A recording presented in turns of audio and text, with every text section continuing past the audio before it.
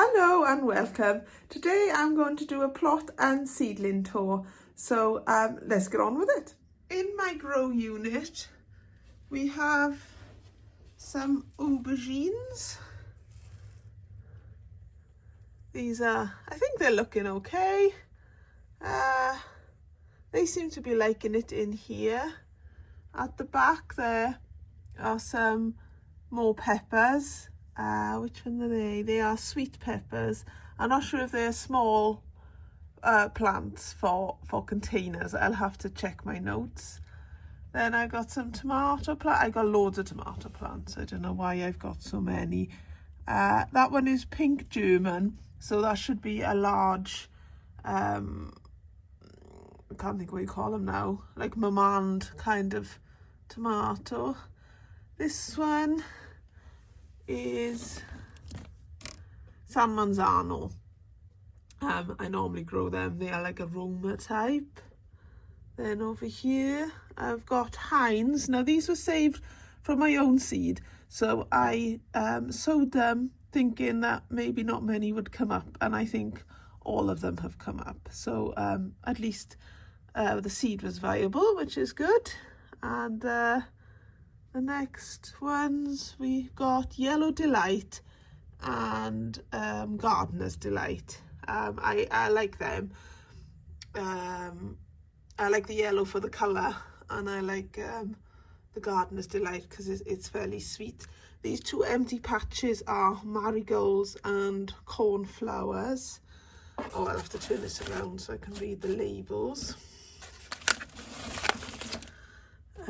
I've got Sweet Million here. I was going to grow Sun Gold, but I got lured into buying a packet of Sweet Million instead.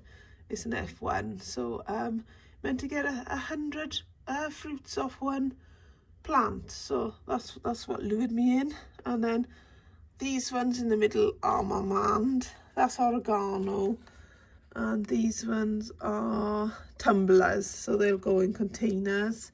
Yeah, and then there's the two marigolds and one little celery plant there. I did have celery in here before I pricked it all out, and somehow that celery plant stayed there. And then this one here, these are Digwell Green Fingers. I think he said they were Brad's Atomic. So I'm looking forward to seeing what they turn out like as well. Far more plants than I have room for as usual, but there's a mixture here of sweet pepper and chilies, so I'll have to find room for a lot of them. I didn't have great success with my sweet peppers, which is why I've grown or started off those seedlings back there, but I don't really need them because those have grown well. Right, on to my windowsills. I did say windowsills, but at the moment I do only have one windowsill in operation, as it were. These are just microgreens that I use for salads every now and again. This row here are celery. The first 3 rows are celery, and then the rest are celeriac. They are growing well. I haven't long potted them on, but they are growing better on the windowsill than they were in the grow unit. I think it was actually too hot for them in the grow unit. So that's something to keep an eye on. And then in the end column, this is oregano. And then here are 8 pots of sprouts. These have come on really well, actually. These are growing really, really well. My cauliflowers back here, these 4 pots are cauliflowers, and they are not doing so well. They were planted earlier than the sprouts. They are small, they're igloo variety, so they're a small cauliflower, but I would have expected them to have grown a bit quicker than they are doing. In the corner I've got some dill, 3 plants in each module. And here's some basil, again 3 plants in a pot. There's some chives back here, and then this is pak choi, and I'm gonna just use this as microgreens, because I think if I grow it now, it's gonna bolt by the time by the time it sort of has grown enough. It will just go automatically to flower, I think. So I'm gonna just use all these as microgreens, and so again maybe June or July time, and that way then they should be going into September when they're sort of like a biggish plant. I think they'll have more chance then of not bolting. Now on to the greenhouses. So we'll start at my mini greenhouse here. I've got onions, multi-sown onions here, which will grow in my asparagus bed in between my asparagus plants. These are ready to go out. I'm just waiting for the weather to warm up slightly, and then I can sow them. Again, more multi-sown onions here. Oh, and a bit of grass. I do need to pull that out. I've got some about 3 remaining strawberry plants that I just need to put into a pot to grow over the spring. This one is not looking so good, so I don't think I'll pot that one on because it's all brown. In the back here, I'll bring it forward. I've got some cut and come again lettuce. I don't know why there's quite a bald patch in the middle, but this is the lettuce that I mixed seeds from packets I had and just sowed them, so that's been quite sporadic. And then the other pot of lettuce I've got in this corner here is one I got from the Veg Grower podcast, which was, you know, cut and come again lettuce. So the difference between the two is quite startling, I would say. So obviously you should buy cut and come again lettuce really, rather than mix a load of your own seeds, but never mind. We live and learn, don't we? Right, and then over here I've got spring onions in the middle. They are the ones that are more advanced. There are leeks on the end here, and then I did have radish here, but I've planted the radish out, so I need to re-sow some radish in those containers there. And then I've got, so here I've got some brassicas. There's Chinese kale there. That's meant to be a 45 to 60 day sort of like purple sprouting broccoli, as it were, but a lot quicker.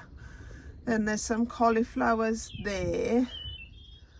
Then these are broccoli, and then these are kohlrabi, and at the end is some purple basil. So they are not doing bad. They do need to go in the ground really. I'm going to plant them in the ground very soon, and put some fleece over them. Then if we come down to the bottom, I have got some overwintered potatoes in here, which are doing really well considering they did suffer from frost damage in the winter. And I did sow some radish in here, thinking I'll use the rest of the pot, but they've obviously been eaten by slugs, as have the other side. Again, there's some radish which looks like it's been munched on, which is a bit annoying, but never mind. But the potatoes are doing well. Here I stored some pepper plants to see if they would overwinter, but there's absolutely no sign of anything on them, and they will all be emptied out, and I can plant up some potatoes and put them in here until I put them outside. If we just look in this cold frame, it's all soaking because I made the roof flat, so I need to adjust that this year to make sure there's a bit of a slope so the water flows off it as such. But my overwintered strawberry plants are looking okay in here. They do need a bit of tender loving care. I just need to take away all the brown and give them a bit more fresh compost, and then they'll be ready. I'll probably keep them in here for another 3 weeks maybe, depending on the weather, and then they can just go back over there onto the shelf I made for them to sit on. Just having a look at the cold frame at the back now in my back garden. These are the carrots that I sowed in mid-February. They have taken a while to come up, but they are looking quite strong now. Some haven't come up, and then in some places I've got 2 or 3, which I must have accidentally sowed 2 or 3 seeds. Isn't it typical that you get 2 or 3 seeds where you don't want, and then you've got patches where they haven't come up? But let's not complain, let's be grateful for what we get, eh? And these are the strawberries in hanging baskets that you will have seen me, or if you have watched me before, you'll have seen me do in the last vlog.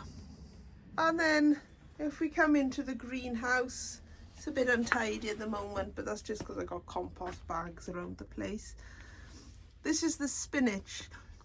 This is multi-sown spinach, so there's 3 plants per station, which I sowed deliberately so that the leaves would be small and be baby spinach, so that my son can eat it with his dinner, because he really likes baby spinach raw.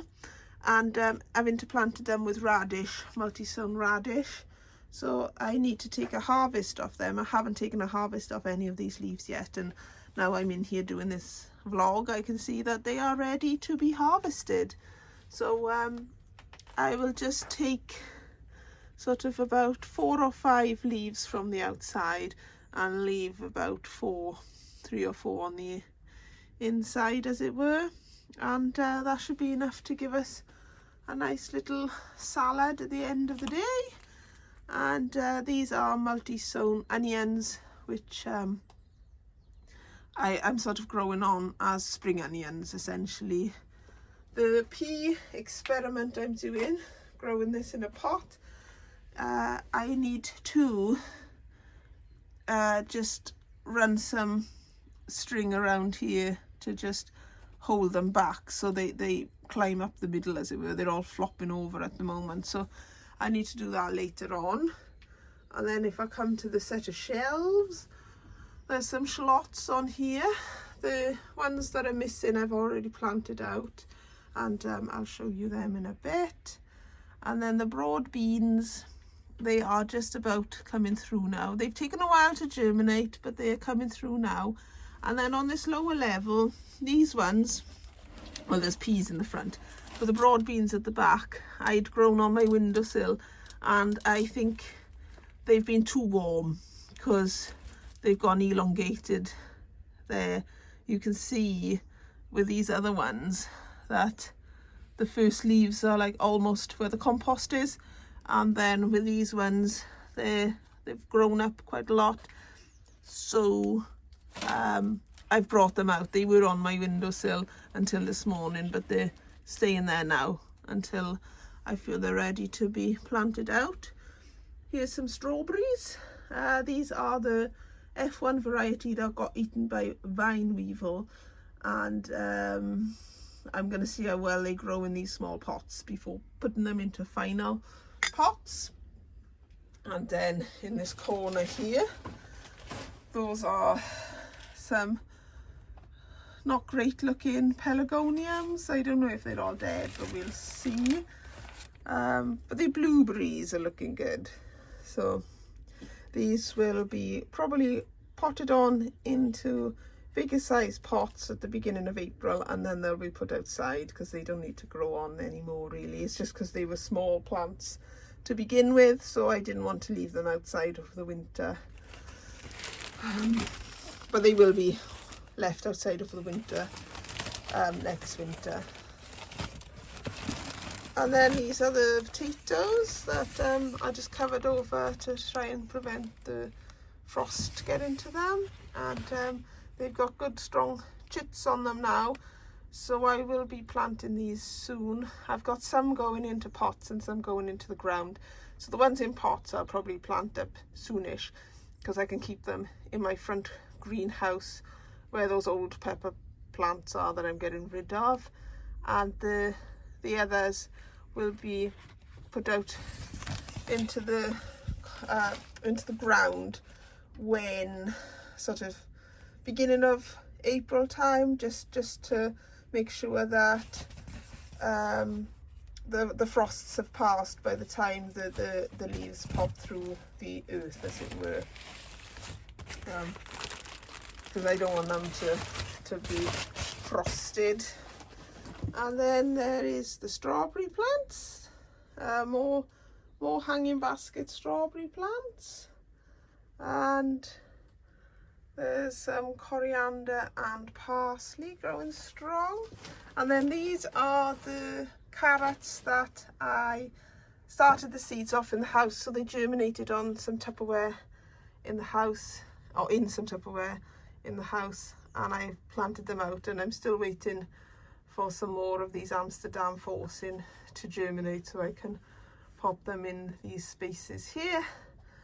But all these Nant ones are doing well. So I was going to do a plot tour, and I still am going to do a plot tour, but I'll do that in the next one, because I've kept you long enough as it is. I try to keep my vlogs between sort of 10 to 20 minutes, somewhere in the middle. So yes, I'll do the plot tour now, but I'll release it after this one. So I'm very pleased with how things are growing. I have tried to restrain myself this year, although the tomato seedlings do seem to be a bit abundant. But I have tried not to have that like Tetris going on, you know, where you're moving this to put this in and then moving that, and I've tried to hold back so I haven't got too much to juggle. And so far I've managed it. But everything seems to be growing well, and I'm really happy with it.